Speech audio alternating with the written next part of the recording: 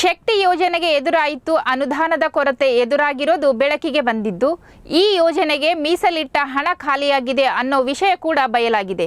ಅಂದಹಾಗೆ ಮಾರ್ಚ್ ತಿಂಗಳವರೆಗೂ ಎಂದು ಅಂದಾಜಿಸಿ 2800 ಕೋಟಿ ಮೀಸಲಿಡಲಾಗಿತ್ತು. ಆದರೆ ಡಿಸೆಂಬರ್ ಅಂತ್ಯಕ್ಕೂ ಮೊದಲೇ ಮೀಸಲಿಟ್ಟ 2800 ಕೋಟಿ ಹಣದಲ್ಲಿ 2778 ಕೋಟಿ ಹಣ ಸಂಪೂರ್ಣ ಖಾಲಿಯಾಗಿದೆ. ಇನ್ನು ಯೋಜನೆ ಯಶಸ್ಸಿನ ಬೆನ್ನಲ್ಲೇ ಅನುದಾನ ಕೊರತೆಯ ಆತಂಕ ಉಂಟು ಮಾಡಿದ್ದು, ಯೋಜನೆ ಮುಂದುವರಿಯಲು ಸರ್ಕಾರ ಇನ್ನಷ್ಟು ಅನುದಾನ ನೀಡೋದು ಅನಿವಾರ್ಯವಾಗಿದೆ. ಇದೇ ವೇಳೆ ಶಕ್ತಿ ಯೋಜನೆಗೆ ಶಕ್ತಿ ತುಂಬಲು ಅನುದಾನ ಬಿಡುಗಡೆ ಮಾಡೋದು ಅನಿವಾರ್ಯವಾಗಿದೆ. ಹೀಗಾಗಿ ಸಾರಿಗೆ ಸಚಿವರಿಗೆ ಅನುದಾನ ಕೊರತೆ ತಲೆನೋವಾಗಿ ಪರಿಣಮಿಸಿದೆ. ಜೊತೆಗೆ ಇದೇ ಸಚಿವರು ಈ ಹಿಂದೆ ಶಕ್ತಿ ಯೋಜನೆ 10 ವರ್ಷಗಳವರೆಗೆ ಮುಂದುವರಿಯಲಿದೆ ಅಂತ ಹೇಳಿದ್ದರು. ಆದರೆ ಈಗ ಸರ್ಕಾರ ಹಣ ಬಿಡುಗಡೆ ಮಾಡದೇ ಇದ್ರೆ ಅವರದ್ದೇ ಸಾರಿಗೆ ಇಲಾಖೆಗೆ ಆರ್ಥಿಕ ಸಂಕಷ್ಟ ಎದುರಾಗಲಿದೆ.